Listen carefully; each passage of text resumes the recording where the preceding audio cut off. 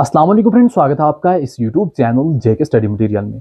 जैसे कि आप सब जानते हैं, नीट यूजी 2024 का जैसे ही रिजल्ट डिक्लेयर हुआ था, बहुत सी चीजें ऐसे सामने आई जिनसे ये लग रहा था कि नीट का रिजल्ट सेफ नहीं है, यहाँ पर स्कैम हुआ है। अब फिलहाल के तौर पे फाइनल डिसीजन क्या लिया गया है एंड क्या इस स्कैम से जम्मू एंड कश्मीर के स्टूडेंट्स पर भी कुछ असर हुआ है या नहीं, क्या इसका मसला पूरा हल हो गया है? क्योंकि एनटीए ने एक नोटिफिकेशन निकाली है री एग्जामिनेशन को। री एग्जामिनेशन सबका नहीं होगा, सिर्फ और सिर्फ 1563 स्टूडेंट्स का होगा जिनको यहाँ पर ग्रेस मार्क्स मिले थे। अब ये इन 1563 स्टूडेंट्स को मौका है, अगर ये चाहें री एग्जाम दे सकते हैं, अगर ये चाहें अपना जो एग्जाम दिए है ऑलरेडी वो वही रख सकते हैं, बट इनके जो ग्रेस मार्क्स दिए गए हैं वो माइनस हो जाएंगे। तो इनका एग्जाम 23 जून को होगा और रिजल्ट इसका 30 जून को होगा। फिर उसके बाद ही काउंसलिंग वगैरह स्टार्ट होगी। अब हम बात करते हैं क्या इसी री एग्जाम होने से पूरे मसले हल हो जाएंगे? तो इसका आंसर है नहीं। मैं आपको एक सिंपल सी एग्जांपल देता हूं।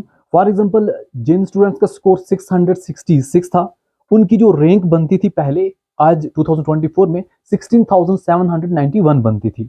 अब अगर हम माइनस कर देते इन 1563 स्टूडेंट को, समझो इनका स्कोर ग्रेस मार्क्स के बाद इतना ज्यादा इंक्रीज हुआ है, पहले तो इससे कम ही होगा, चलो इनको माइनस कर दिया, तो रैंक बनती है 15,228। In previous year same score 666 का रैंक बनता था 3400, तो प्रीवियस ईयर 3400 बनता था। आज हम यहाँ पर 1500 स्टूडेंट्स को माइनस कर दें तब भी 15,228 बनता है, तो डिफरेंस तो कुछ नहीं है ना, नॉर्मल सा डिफरेंस। मेन चीज रैंक होती है, रैंक के हिसाब से ही तो आपको सीट्स मिलेंगी ना, किसको कौन सी सीट मिलेगी, क्या कुछ होगा।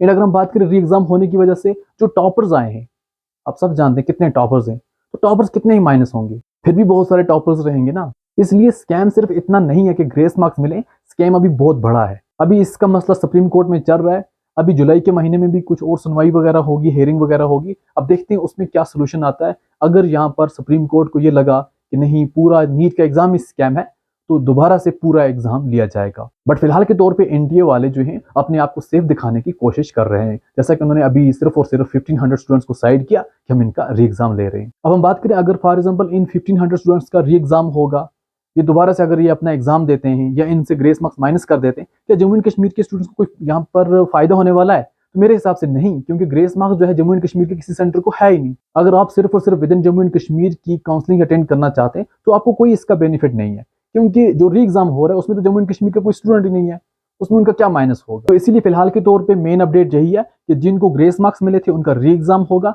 बट इस री एग्जाम से भी कोई बेनिफिट नहीं होने वाला। बाकी क्या सुनवाई होती है, क्या कुछ होता है, उसकी अपडेट हम देते रहेंगे आपको, हमारे साथ जुड़े रहिए।